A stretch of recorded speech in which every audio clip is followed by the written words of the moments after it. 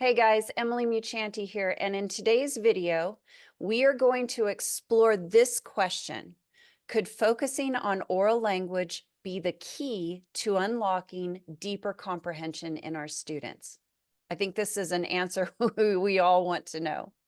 If you are new to my channel, thank you for being here. My name is Emily Muchanti, and I am a reading specialist and an interventionist, and I serve educators, interventionists, and administrators who are looking to improve the outcomes of their Tier 2 and Tier 3 reading intervention programs. So if you caught my last video, I was talking about some of the information that I gathered from Big Sky and the Literacy Summit up in Montana. It was amazing. I'm still planning a video that tells you all about that one. But with that previous video, I was looking at this idea of oral language, language structures, syntax, and what implications this has for intervention. And today I want to go a little bit further with this idea. Reading comprehension is more than just decoding words. It's about understanding and making meaning. And it all starts with oral language. In fact, we spent a day in Big Sky at a session called Language is Everything. And that's what is really coming out from this information. Now, today, what I'd like to do is explore and dig in deeper on the work of two particular experts in this field, Dr. Tiffany Hogan and Dr. Hugh Catts. And I was able to listen to both of them on separate days, talk about their work and what they've learned. And I want to look at their work from the perspective of, I got to find the right post-it note.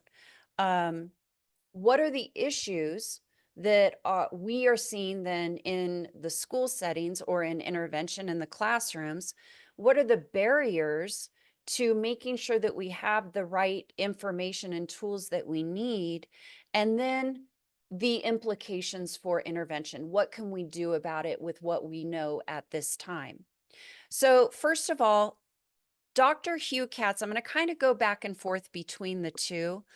Dr. Catts led a presentation titled Rethinking Reading Comprehension. And he said, we have to stop measuring comprehension as if it is a single skill, because it is not a single thing. And I think this was really powerful. That's what we've done too often. We give kids a passage to read, we give them a few questions, and then bam, there it is, done. You comprehend or you don't. And what I learned with both of these researchers is that we have to reframe what we know here and how we're looking at comprehension. Dr. Tiffany Hogan is the director of the Speech and Language Literacy Lab called SAIL at the MGH Institute of Health. And she is an implementation scientist. And this was really interesting to me. She does work with educators and to help them bring information down into their classrooms and take some of her research or gather information that she needs to further research this area. And she explores how deficits in oral language skills can lead to reading comprehension deficits, and then what we can do about that. And so she said this was really kind of a little discouraging. She said it takes 15 years, up to 15 years, for less than 15% of the research to actually make it into the classroom. And so what I'm doing today through these next couple of videos is I want to try to expedite that timeline. We don't have 15 years to actually learn what works. That's a generation of kids pretty much. And so we really need to make sure that we are doing our best as, those of us that are in the trenches to get this into the hands of people that need it. And so I hope that you benefit from what I can share with you today. Okay, so I'm going to link down below an article that Dr. Hogan and Susan Adolph had written for behavioral and brain sciences, and it's called If We Don't Look, We Won't See: Measuring Language Development to Inform Literacy Instruction. It was a great article, and she talks a lot about something called developmental language disorders and how students with language impairments are 6 times more likely to have reading impairments as well. And that's a pretty big deal. We need to really wrap our heads around this. She said many children struggle with reading comprehension in late elementary and middle school grades after having initially appeared to be good readers. They are considered late emerging poor readers, and they often exhibit oral language delays. And we're missing a window of opportunity to help facilitate improvements in those language delays because we don't even recognize it until they are, much older. And so that's one of the barriers when we're looking at oral language, is that we don't have tools in our hands that can efficiently measure these potential risk factors. Usually, historically, what would happen is kids with language delays would be evaluated by our SLPs. And the tools that they use are very in-depth diagnostic measures, and they take quite a bit of time. So there wasn't this way of efficiently screening kids. Now, if you saw my previous video, I brought you into a tool that I was introduced to called Language Screen, which might actually give us a tool now that we could look at. If you haven't seen that video, make sure that you go back and check that out. That tool is designed to help screen kids. I believe it was, I don't know if it was 3 or 4 years old to 8 years old, so early, younger kids. But then that still leaves another barrier. What about our older struggling readers? I know several of you, as I have, we have older students, we have middle school kids that we would assess with our universal tools, right? Usually an oral reading fluency measure, we're looking at accuracy. Kids fluent, kids accurate, but then we get to the comprehension component and there's no comprehension. And so what do we as teachers and interventionists do? Okay, well, let's make sure they have their comprehension strategies. Completely, perhaps, missing the idea of how oral language impacts this. When I was looking at the simple view of reading in practice, or the reading rope, the majority of my instruction related to that language aspect of the reading process was really vocabulary knowledge. Do they understand, have the vocabulary and the academic language to understand at the word level?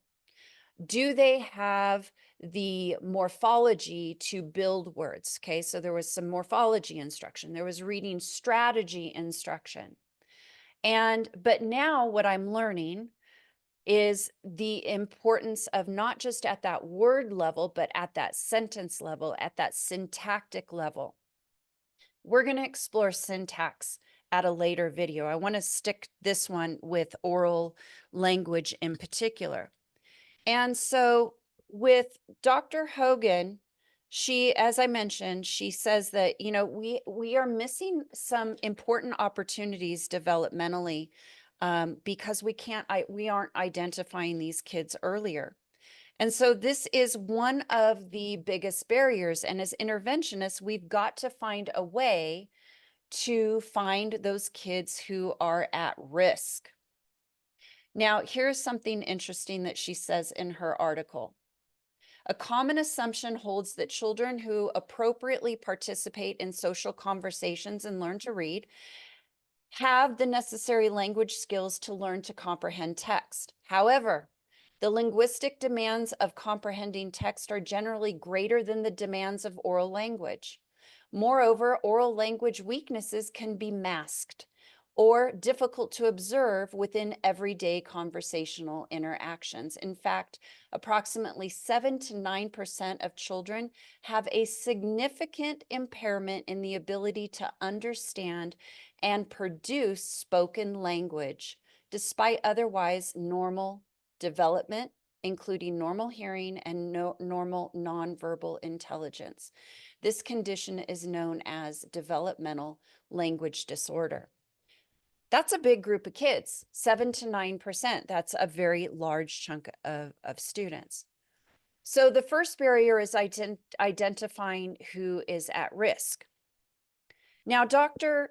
Hugh Catts went on to talk about we have to expand our view of comprehension. Again, it's about language ability, knowledge structures, and thinking and reasoning.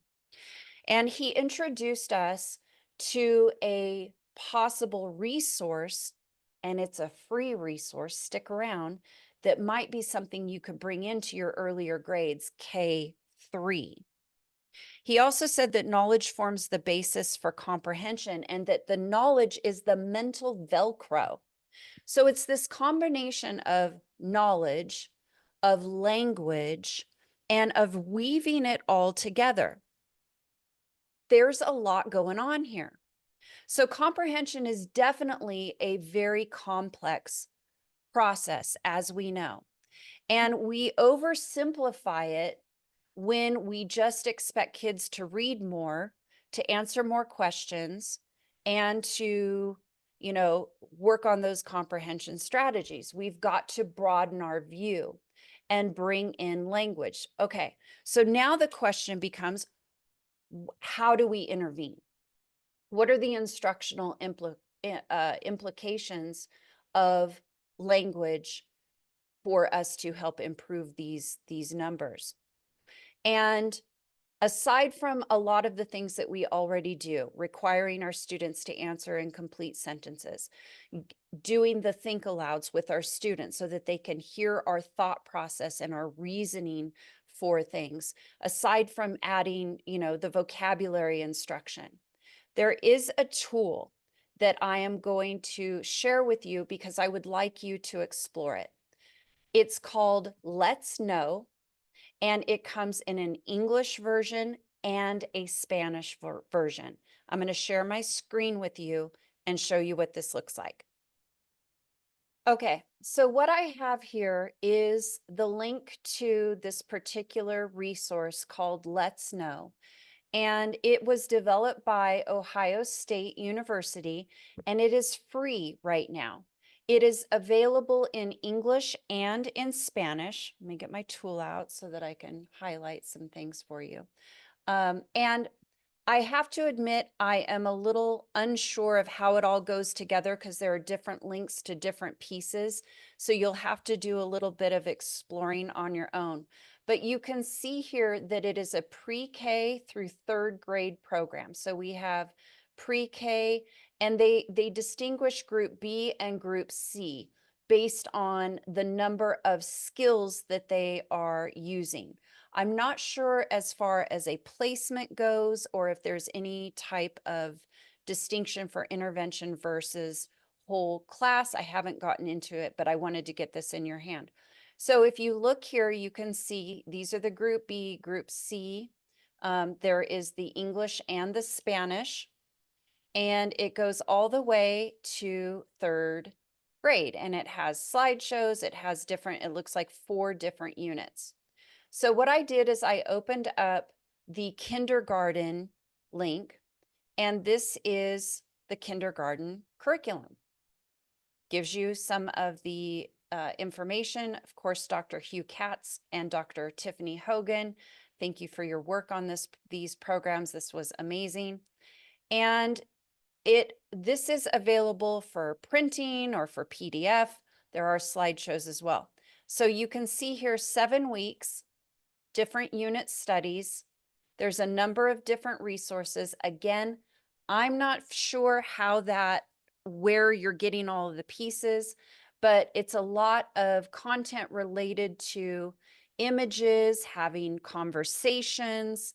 It will walk you through what you need to do to help support those language skills that kids need for both expressive language and receptive language. So I'm just kind of scrolling through as I'm talking to you about these. You can see the teacher's edition. It gives you some of the routines to employ. And this is pretty long. Like, let's see, I'm trying to see how many pages it goes down to. We're talking, okay, well, 175 pages in this. So not something you probably want to run through your printer, but definitely if you have a print shop, you can potentially look to have that printed for you if you like hard copies like I do. So tons of information here for you to learn and to grow. Let's see, here is a lesson design. You can see the lesson is laid out here very explicitly. You've got the gradual release of responsibility and those conversations that you're developing with your students. Here's some of the scripting that comes along with it, some of the pictures, different cards. There is a lot here. I mean, too much for me to unpack just here. There's also a list of books that are used with the curriculum. And what I'm not sure of is if these are books you're supposed to already have, you have to purchase, or if they come in with this curriculum. I just don't know. But I definitely think that going to this website, it's under larrce.ehe.osu.edu. I'm going to drop the link down below. You can see the research that comes along with this, the findings, and where you can get all of that information. So what does this mean for those of us in intervention? I think it draws our attention to the necessity of adding oral language instruction to our intervention and to help support our Tier 1 classroom teachers in doing the same. If we know that there are 7 to 9% of our students that are struggling with a developmental language disorder, and those things are very hard to see because those kids might be showing as kind of shy or quiet. We have to, first of all, identify who is at risk. And then we need to consider and continue to explore and find tools and resources that can help us build that skill. The resource I shared with you today is definitely one place that you can go and look, and it's time to start digging in. Quite honestly, it's been just kind of this forgotten area outside of the vocabulary, the morphology, and all those other pieces, but we definitely need to spend some time here. We know that our students who have limited language, oral language, we know they're going to struggle with reading comprehension, and they're also going to struggle across the content areas, across the grade levels. And so it's something that we need to definitely continue to learn about. And that's another barrier. Teachers don't have a lot of this information under our belt. It's fairly new. And as I said, if it takes 15 years for the research to make it down into the classroom, that's a problem. So we've got to continue to look and learn and grow. So as we close this up, I want to encourage you to check out the resources down below in the show notes. Remember to like, subscribe, and share. Take this on as a new learning opportunity for yourself and to grow. Leave me a comment. Where are you in this journey? Is it fairly new to you? Are you feeling rather confident? Are there things out there that I don't know about that I can help to spread the word? I think that this is an area that feels like, you know, we're just starting to scratch the surface on it as far as the implications in the classroom. All right. Thank you for watching. As always, thank you for what you do. Leave me a comment. Bye for now.